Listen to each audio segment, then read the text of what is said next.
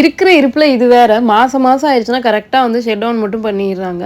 எனக்கு வந்து next day வந்து 12 கேஜிஸ் கிட்ட வந்து கேக் ஆர்டர் இருந்துச்சு. பட் வந்து எனக்கு நெக்ஸ்ட் டே ஷட் டவுனுன்றது முன்னா நாள் நைட்டு 11:30 மணிக்கு தான் வந்து தெரியுமே. எனக்கு தெரிஞ்சோடனே டக்குன்னு ஷாக் ஆகிப்போச்சு. என்ன பண்ணுறதுனே வந்து எனக்கு தெரியல. பட் வந்து நான் வந்து எல்லா கேக்குக்கும் வந்து ஸ்பாஞ்ச் மட்டும் வந்து ரெடி பண்ணி வச்சுருந்தேன். ஸோ வந்து வேகமாக நைட்டு ஒரு 2 மணி வரைக்கும் முழிச்சிருந்து எல்லா கேக்குக்குமே வந்து ஐசிங் வந்து பண்ணிட்டேன். இதில் வந்து 2 கேக்குக்கு வந்து ஃபாண்டன்ட் ஒர்க் இருந்துச்சு.